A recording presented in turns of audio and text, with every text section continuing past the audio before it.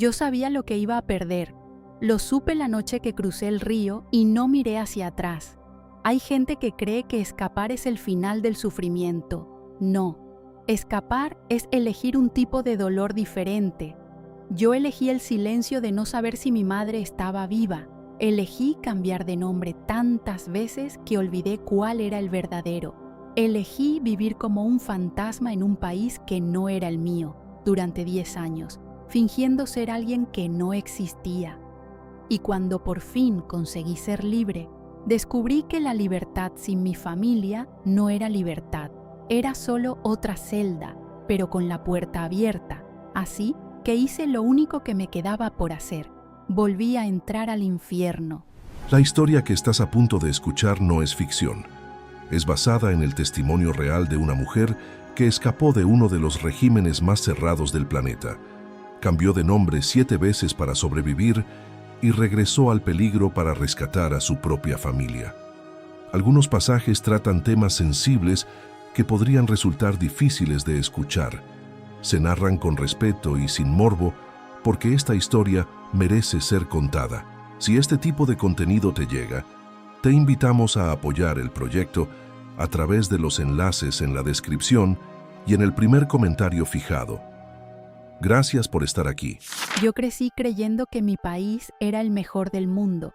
No lo digo como metáfora, lo creía de verdad.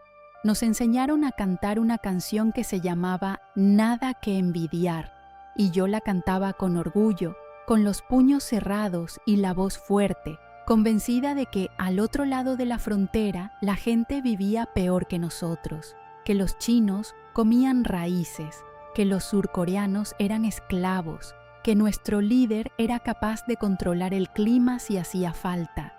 Aprendí su nombre antes que el de mis propios padres. Le rezaba como se le reza a un dios, y cuando él murió, lloré con tanta desesperación que sentí que el mundo se acababa, pero el mundo no se acabó. Lo que se acabó fue la comida. Empecé a ver cuerpos en las calles de Yesan. Vecinos que un día estaban ahí y al día siguiente simplemente ya no. Mi madre recibió una carta de una conocida que decía: «Cuando leas esto, nuestra familia ya no estará en este mundo. Llevamos 2 semanas sin comer».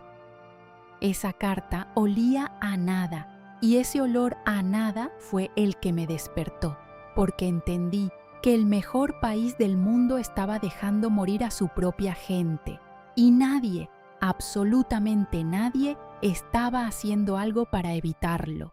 Yo tenía 4 años cuando aprendí a decir el nombre del gran líder.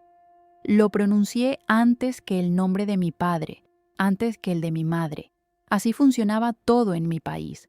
Primero él, después el resto del universo, y a mí eso me parecía normal.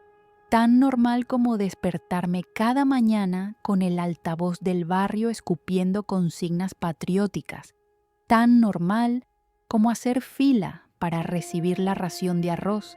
Tan normal como inclinarse ante su retrato cada vez que pasabas frente a uno. Y había retratos en todas partes, en las escuelas, en las estaciones de tren, en los hospitales, en las casas. El rostro del gran líder nos miraba desde cada pared como un padre que nunca parpadea. Crecí en Kyesan, una ciudad pequeña clavada en el extremo norte del país, justo donde el río Yalu nos separaba de China. Desde la ventana de mi casa se podía ver el otro lado, pero nadie miraba. O si miraban, no lo decían, porque mirar hacia afuera ya era una forma de traición. A nosotros nos habían enseñado que vivíamos en el mejor lugar del planeta. Cantábamos una canción en la escuela que se llamaba Nada que envidiar.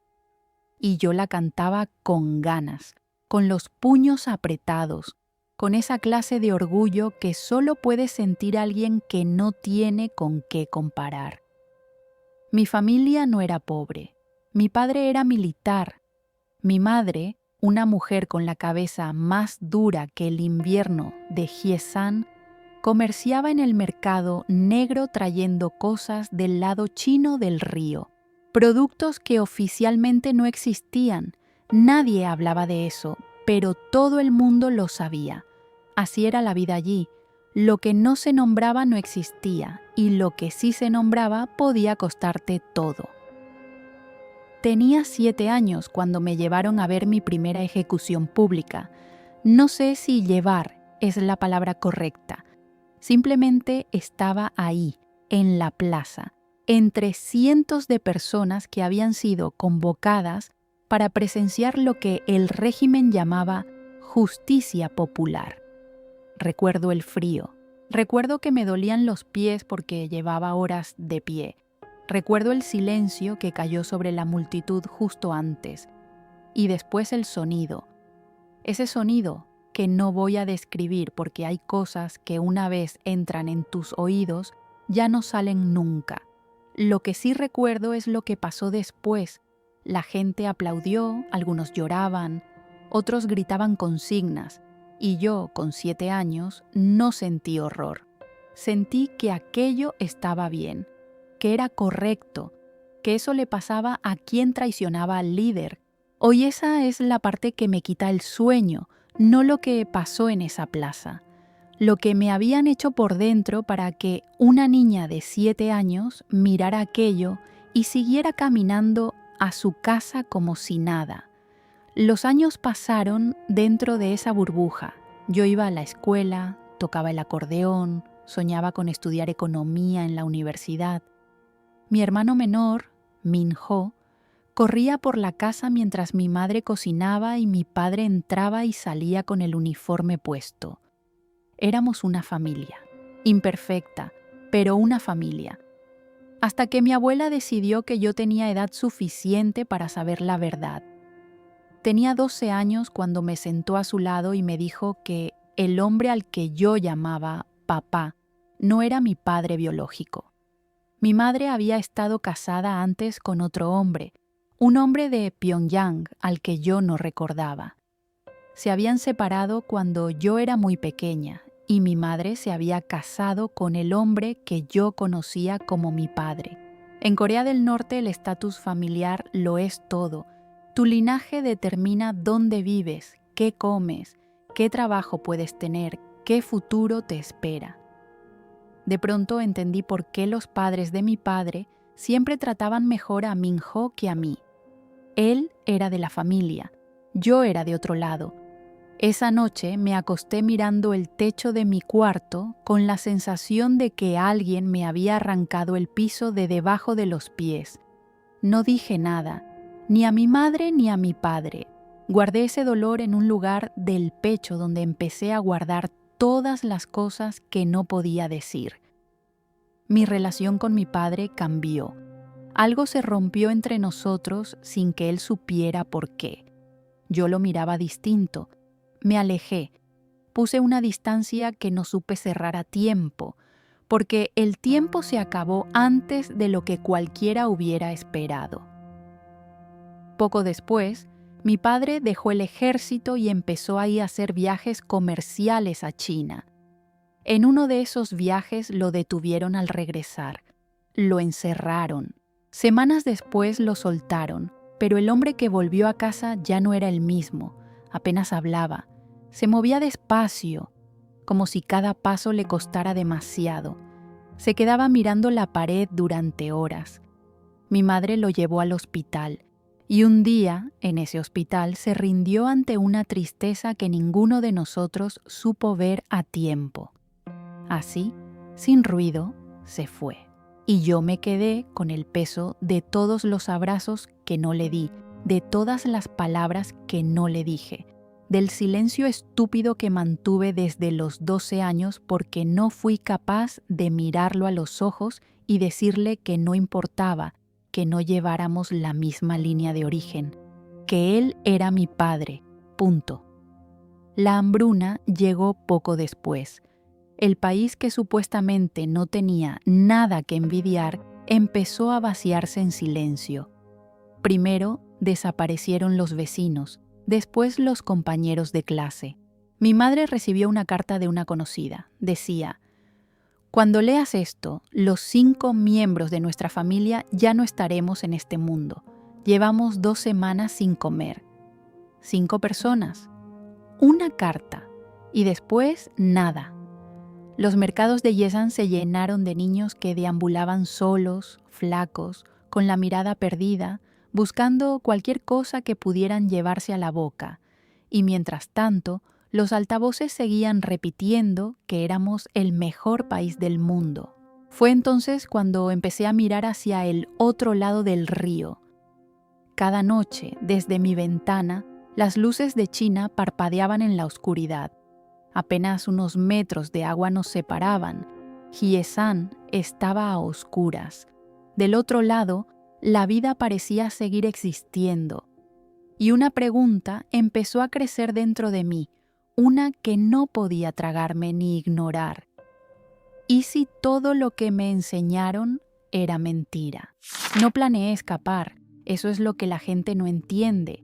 No hubo un plan maestro, ni una mochila preparada con documentos y provisiones, ni una despedida secreta con lágrimas contenidas. Hubo curiosidad, una curiosidad que llevaba años creciéndome por dentro y que ya no cabía en las paredes de Yesan. Yo solo quería ver, quería cruzar el río, mirar China con mis propios ojos, confirmar si era verdad que del otro lado la gente vivía peor que nosotros, como nos habían repetido desde que teníamos uso de razón, y después regresar. Ese era el plan, ir y volver, unos días, una semana como mucho. Tenía 17 años. Era una noche de invierno tan fría que el aire te lastimaba la cara al respirar.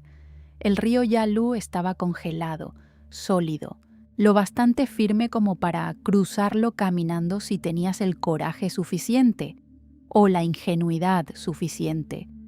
Yo tenía ambas cosas en partes iguales. Me puse mis zapatos de vestir, no porque quisiera verme elegante, sino porque no quería que nadie en mi casa sospechara. Si me veían salir con botas de montaña o con ropa gruesa, las preguntas iban a empezar. Y las preguntas en Corea del Norte eran peligrosas. Así que me vestí como si fuera a casa de una amiga, porque eso fue exactamente lo que dije.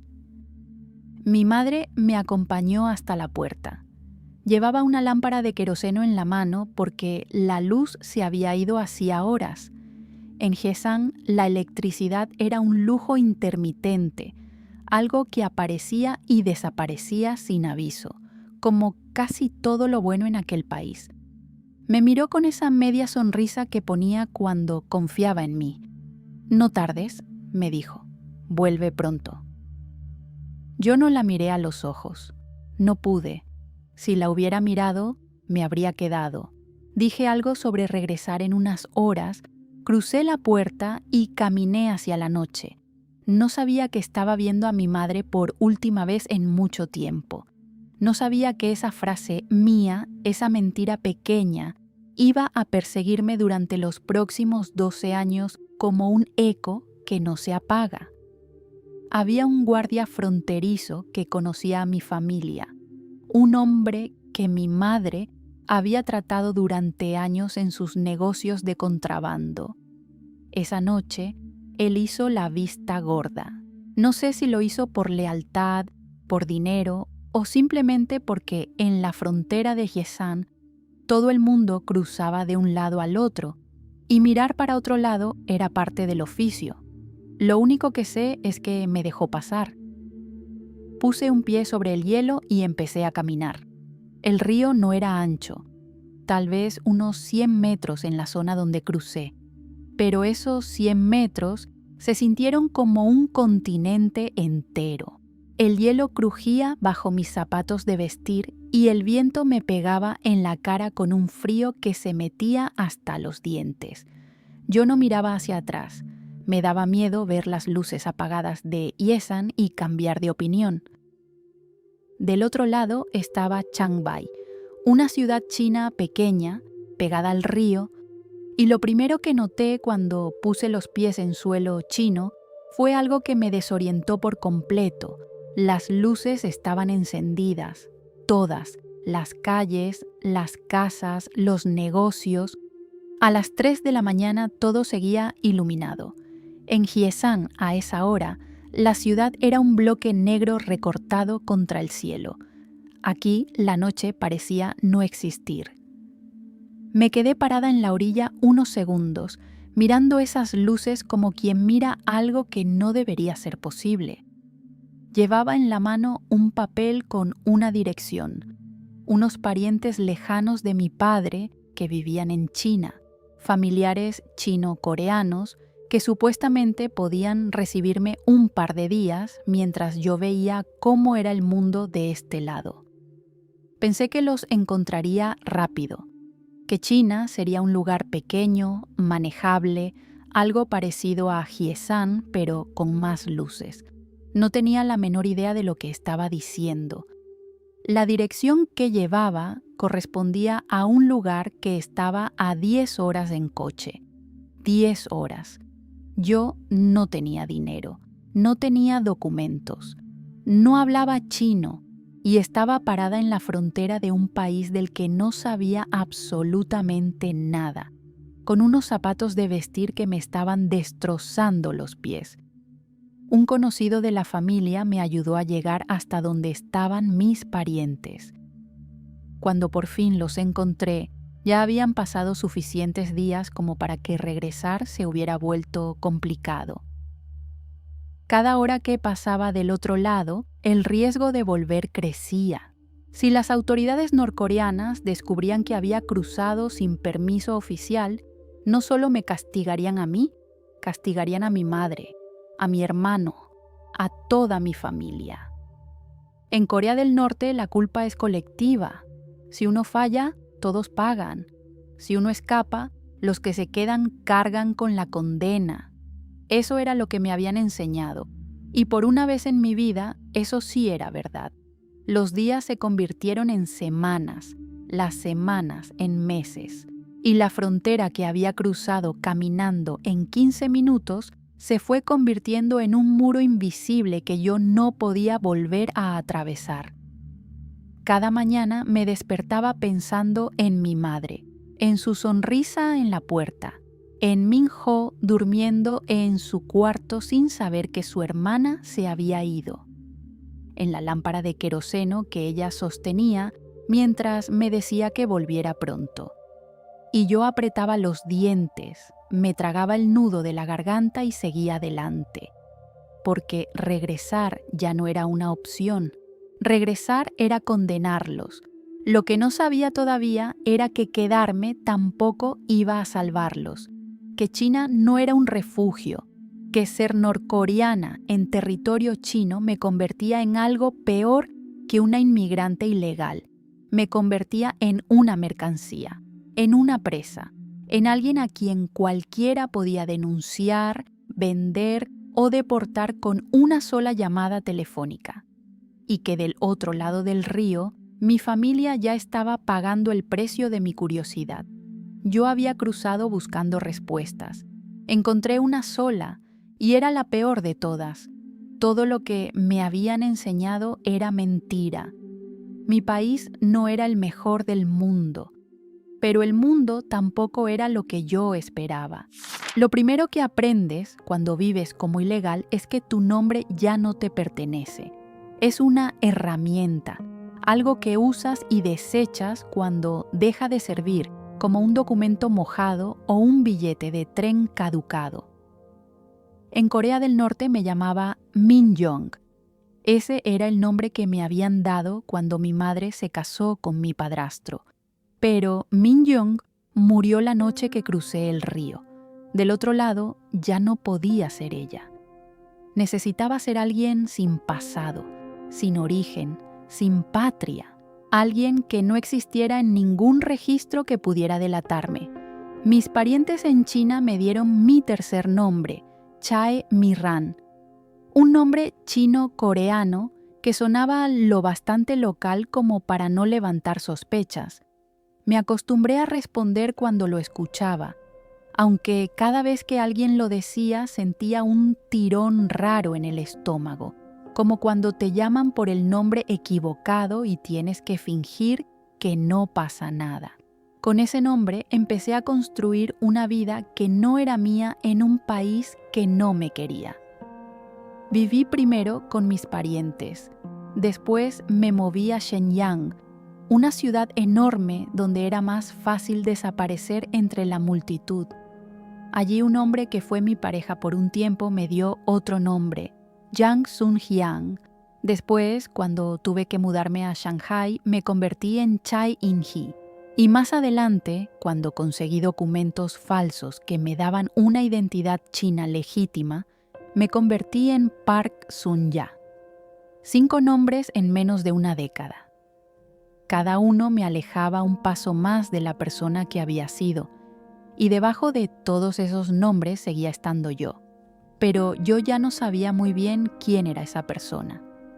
Trabajé en restaurantes, serví platos, limpié mesas, sonreí a clientes que no sospechaban que la chica que les traía la comida era una prófuga que podía desaparecer cualquier noche.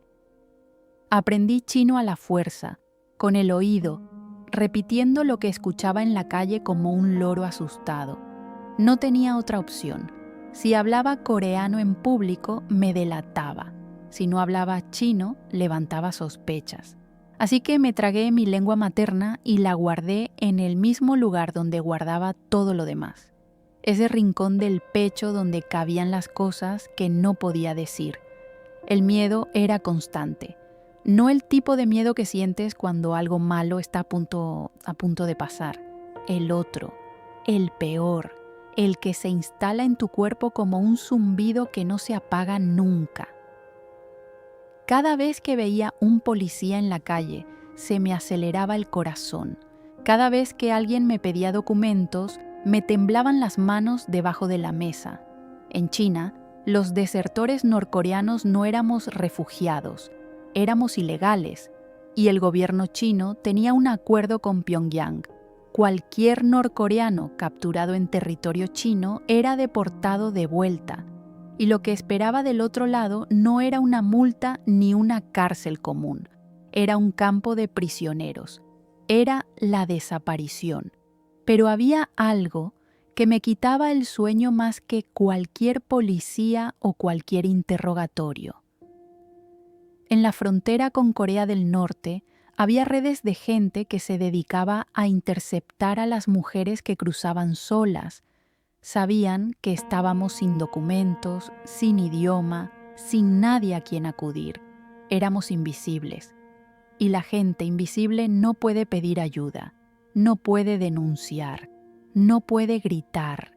Muchas de las mujeres que cruzaban el río terminaban atrapadas en situaciones de las que no voy a hablar en detalle porque no me corresponde contar lo que ellas vivieron. Solo voy a decir esto: yo tuve suerte. Crucé sin caer en esas manos, pero conocí a mujeres que no tuvieron esa suerte. Y lo que vi en sus ojos me enseñó que hay formas de estar encerrada que no necesitan muros. Los años pasaban y yo seguía flotando.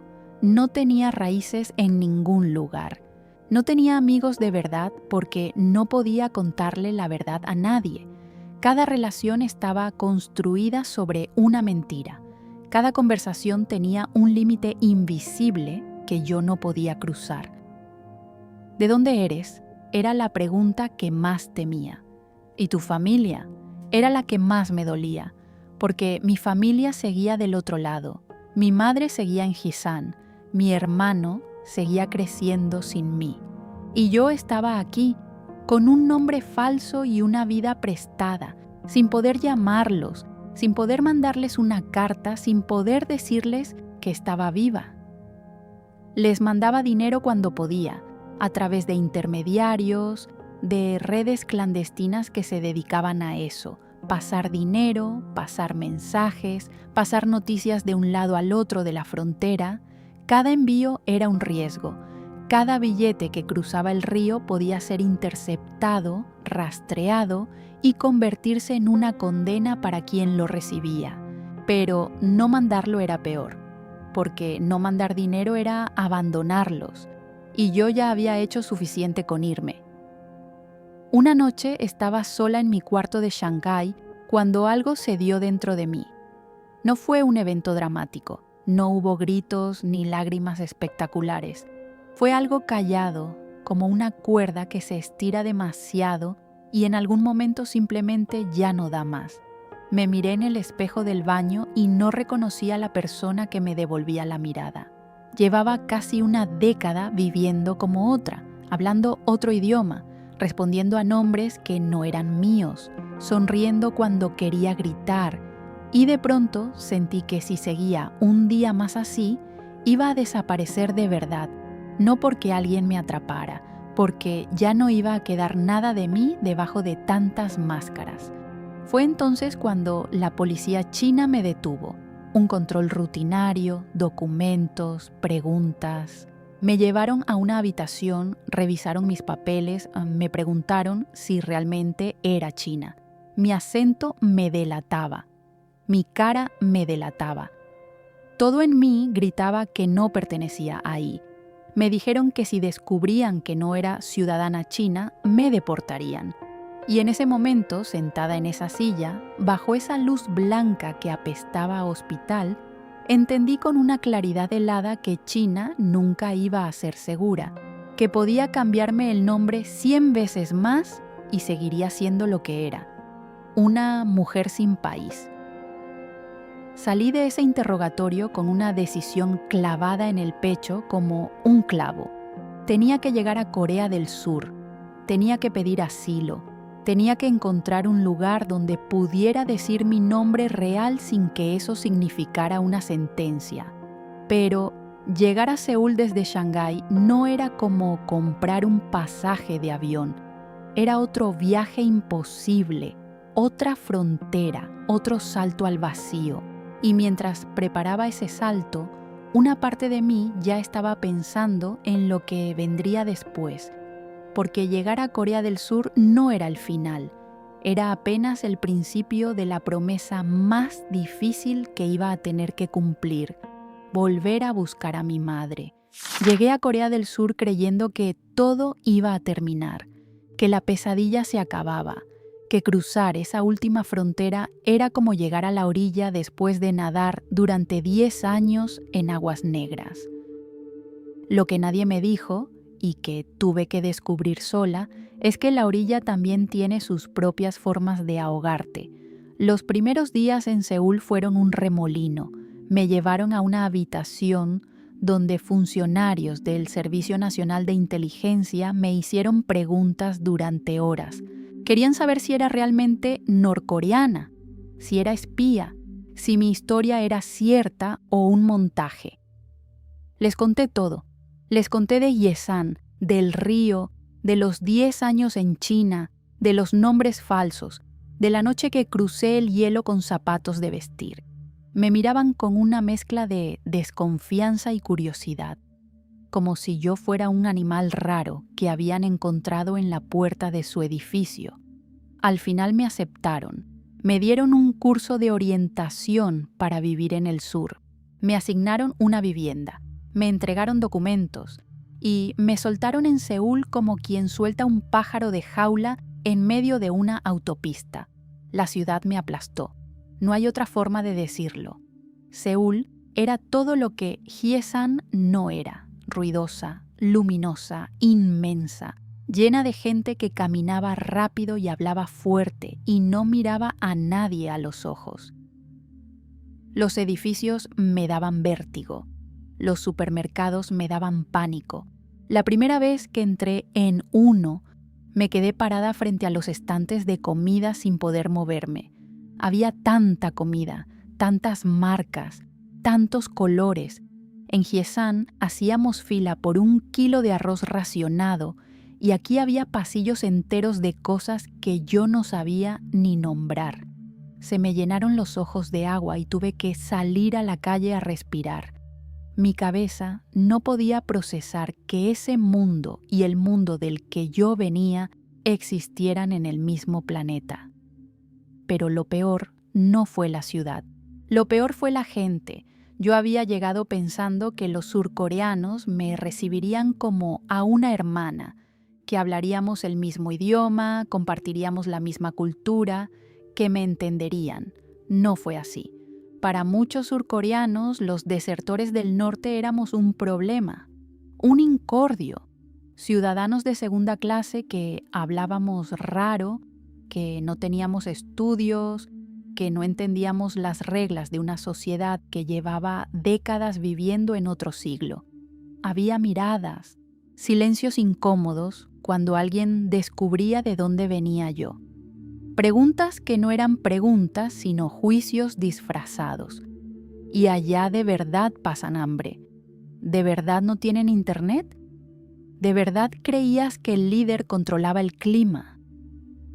Cada pregunta me hacía sentir más pequeña, más fuera de lugar, más como una pieza de un rompecabezas que alguien metió a la fuerza en el tablero equivocado. Hubo noches en que me acosté pensando que habría sido más fácil quedarme en China. Al menos allá ya sabía cómo funcionaba el miedo. Allá ya tenía un mapa del peligro. Aquí el peligro era distinto, invisible. La soledad de estar rodeada de millones de personas y no tener a nadie con quien hablar de verdad.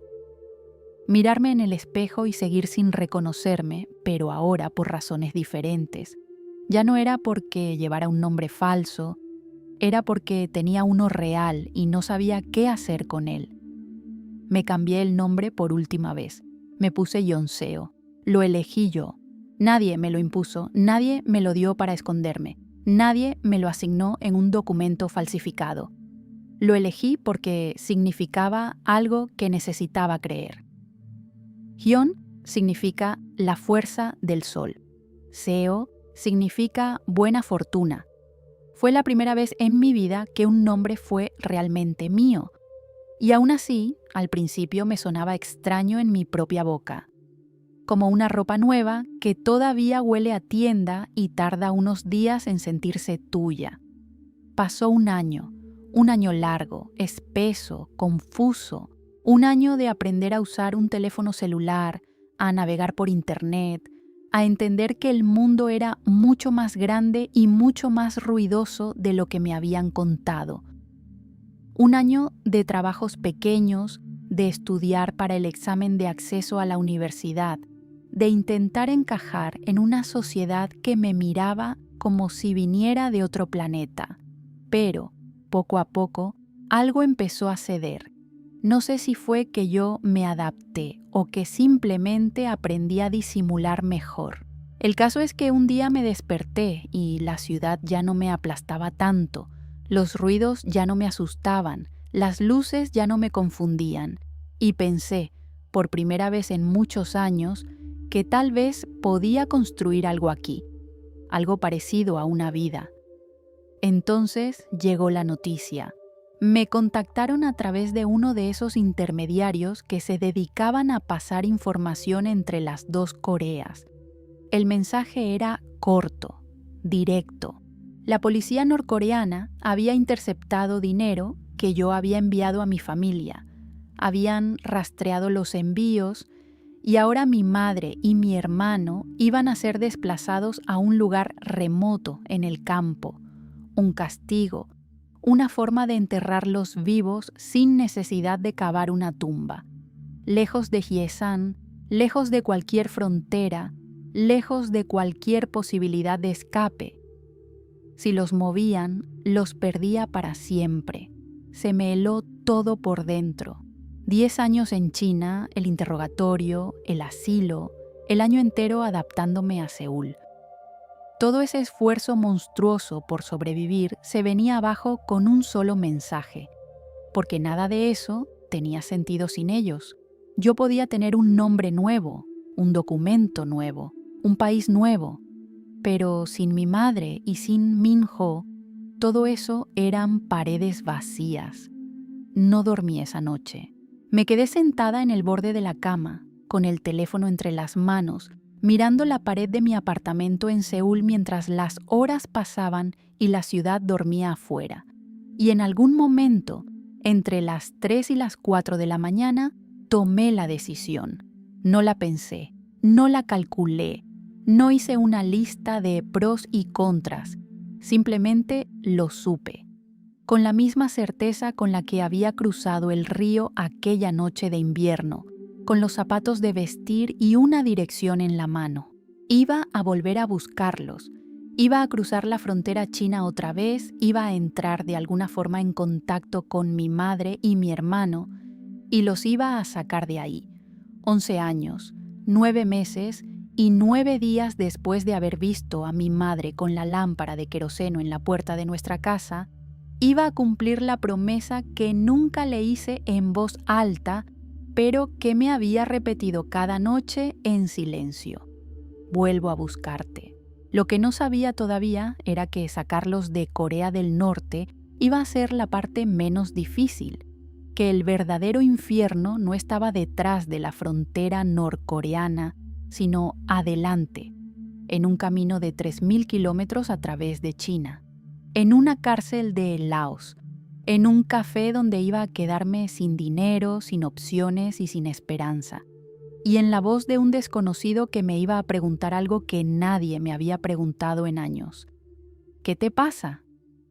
Volví a China como quien vuelve a una casa que se incendió, sabiendo exactamente dónde están las cenizas y dónde puede quedar alguna brasa que todavía queme. Conocía las reglas, conocía los riesgos, sabía que si me atrapaban esta vez, no habría segunda oportunidad. Pero el miedo ya no funcionaba como antes. Se había gastado. 10 años viviendo con miedo te dejan una especie de callo en el pecho que ya no siente los golpes pequeños. Y lo que estaba a punto de hacer no era un golpe pequeño, era lanzarme de cabeza contra todo lo que había aprendido a evitar. Contacté a mi madre a través de intermediarios, gente que se dedicaba a eso en la frontera, pasar mensajes, coordinar cruces, cobrar fortunas por cada paso del camino. Todo funcionaba a base de sobornos, de favores, de promesas que valían menos que el papel donde se escribían. Le hice llegar un mensaje simple: prepárense, van a cruzar el río, yo los espero del otro lado. No sé cuántas noches pasó mi madre sin dormir antes de tomar la decisión. No sé qué le dijo a Minho, que ya no era el niño pequeño que yo había dejado durmiendo en su cuarto, sino un joven que había crecido sin su hermana mayor. No sé qué sintieron cuando caminaron hacia el Yalu en la oscuridad, sabiendo que si los descubrían no habría vuelta atrás. Lo único que sé es que lo hicieron. Cruzaron. La noche que los vi del otro lado del río, en Changbai, me pasó algo que no sé explicar bien. No fue alivio, no fue alegría, fue algo más revuelto, más hondo, que no tenía nombre. Mi madre estaba ahí, parada frente a mí. Pero no era la mujer que yo recordaba. El tiempo la había cambiado. Tenía el rostro más delgado, el pelo más gris, los hombros caídos como si llevara años cargando algo invisible que le pesaba demasiado. Y Minho era un desconocido, alto, flaco, con los ojos de mi padrastro y la mandíbula apretada de mi madre. Me miraba como se mira a alguien que conoces solo por las historias que te contaron. 11 años y 9 meses. Eso es lo que nos habían robado. Casi 12 años de cumpleaños, de comidas juntos, de peleas de hermanos, de abrazos de madre. Todo eso cabía en el espacio vacío que había entre nosotros tres, mientras nos mirábamos en la oscuridad de una ciudad china que no era de nadie. No hubo tiempo para abrazos largos, no hubo tiempo para llorar ni para ponerse al día. Había que moverse.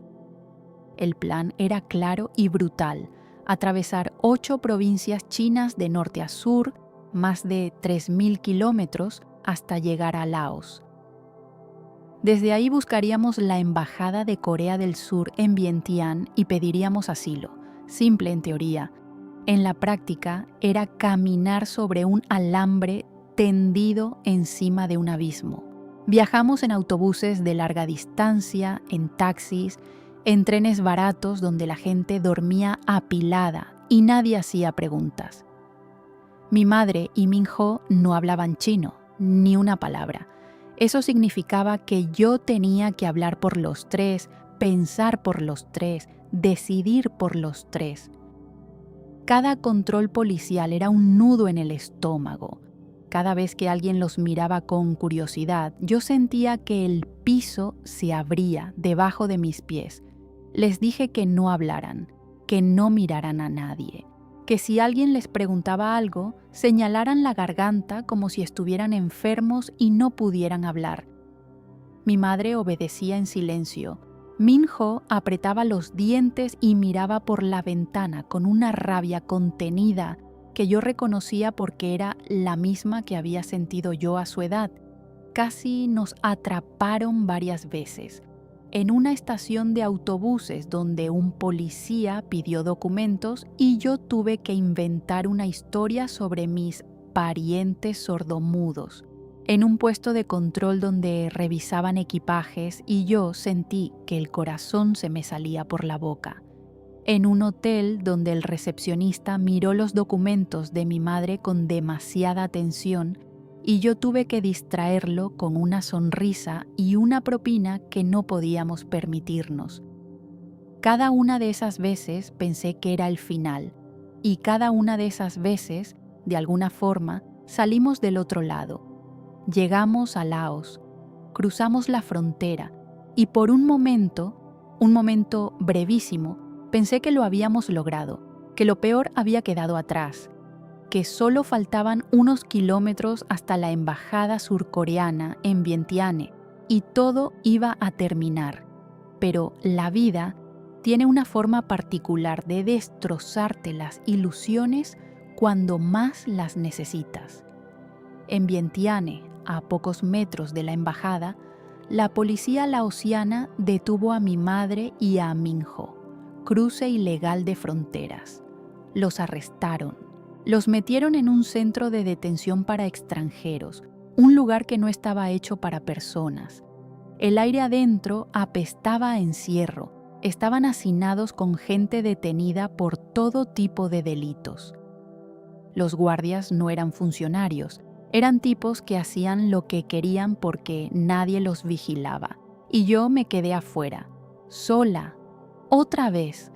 Lo que siguió fueron los peores 50 días de mi vida, peor que los 10 años en China, peor que la noche que crucé el río, peor que todo, porque esta vez no se trataba de sobrevivir yo sola, se trataba de sacar a mi madre y a mi hermano de ese lugar en un país donde yo no conocía a nadie, no tenía contactos, no tenía dinero y no hablaba el idioma. Fui a la oficina de inmigración. Me mandaron a la Policía Nacional. La policía me mandó de vuelta a inmigración. Cada funcionario me pedía algo diferente. Cada paso costaba dinero. Cada puerta que tocaba se cerraba con un precio que yo no podía pagar. Me fueron quitando todo lo que tenía. Cada billete que me quedaba se fue en sobornos que no servían para nada, hasta que no me quedó nada. Ni un centavo, ni una opción.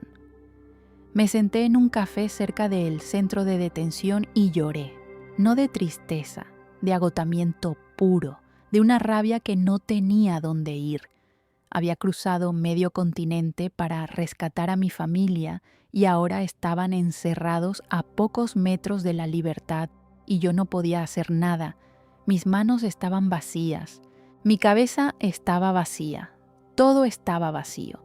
Entonces apareció él, un hombre que me había visto brevemente semanas antes en un autobús. Un australiano, mochilero, que andaba recorriendo el sudeste asiático con su equipaje a cuestas. Me reconoció en el café. Vio que estaba llorando. Se acercó y me preguntó algo que nadie me había preguntado en mucho tiempo. ¿Qué te pasa? Le conté todo. Con mi inglés roto, con un diccionario en la mano, con frases incompletas y gestos desesperados. Le conté de Corea del Norte, del río, de los 10 años en China, de los 3.000 kilómetros con mi madre y mi hermano, de la detención, de los sobornos, de que no me quedaba dinero. Le conté la versión más torpe y desordenada de mi vida en 15 minutos. Y él escuchó. No dijo nada durante un rato. Después se levantó, caminó hasta un cajero automático que estaba a unos metros del café, metió su tarjeta y sacó $1,000. Volvió y me puso el dinero en la mano. Yo lo miré sin entender. Le pregunté por qué me ayudaba. Era un desconocido. No me conocía. No tenía ninguna obligación conmigo. Y él me respondió con una frase que me cambió la vida. No te estoy ayudando a ti. Estoy ayudando al pueblo norcoreano. Se llamaba Dick Stolp, un hombre de Perth, Australia, que no tenía ninguna conexión con Corea, ningún interés político, ninguna agenda oculta. Solo un tipo que vio a una mujer llorando en un café y decidió hacer algo al respecto. Con ese dinero pagué los últimos sobornos. Saqué a mi madre, a Min-ho y a otros 3 norcoreanos que estaban encerrados en el mismo lugar. Las autoridades laosianas me acusaron de haberlos pasado ilegalmente por la frontera y me amenazaron con encerrarme a mí también si no me iba del país de inmediato. Dick pagó mi pasaje de salida. Días después, mi madre y mi hermano llegaron a Seúl, libres, vivos, a salvo. Y yo los estaba esperando del otro lado, igual que aquella noche en Changbei, solo que esta vez sí hubo tiempo para abrazarnos. Mi madre me apretó con una fuerza que no creí que su cuerpo tuviera. No dijo nada, solo me abrazó, y en ese abrazo cabían 11 años, 9 meses y 9 días de silencio. Hyun Seo Lee llegó a Corea del Sur como una mujer sin país, sin nombre y sin familia. Se fue con los 3. En febrero de 2013, subió al escenario de TED y contó su historia en un inglés que años antes apenas existía. Habló de Hyesan, del río congelado, de los 7 nombres, de la cárcel en Laos y del desconocido que le devolvió la fe en la humanidad con $1,000 y una frase. Cuando terminó, la sala entera se puso de pie. Esa charla lleva más de 20 millones de reproducciones. Su autobiografía, La chica de los 7 nombres, se convirtió en bestseller del New York Times. Habló ante el Consejo de Seguridad de las Naciones Unidas y fundó una organización para defender a las mujeres norcoreanas que no tuvieron la misma suerte que ella al cruzar la frontera. Su hermano Min-ho fue aceptado en la Universidad de Columbia. Su madre aprendió a vivir en un mundo donde las luces no se apagan por la noche. Y en 2013, un programa de televisión australiano organizó un reencuentro sorpresa entre Hyun Seo y Dick Stolp. Cuando se vieron, ella lo abrazó con la misma fuerza con la que su madre la había abrazado a ella en el aeropuerto de Seúl. Él dijo que no era un héroe, ella dijo que sí lo era. Hyun Seo Lee tuvo 7 nombres, pero solo necesitó uno para encontrarse a sí misma. El último, el que eligió ella, el que significa la fuerza del sol que brilla cálido. Y esa fuerza no la usó para iluminarse a sí misma. La usó para volver al lugar más oscuro del mundo y sacar de ahí a las 2 personas que más amaba. Gracias por quedarte hasta el final. Si esta historia te llegó, déjanos un like, suscríbete al canal y activa la campanita. Y si quieres apoyar este proyecto para que sigamos dando voz a quienes el mundo olvida, los enlaces están en la descripción y en el primer comentario fijado. Nos vemos en la próxima.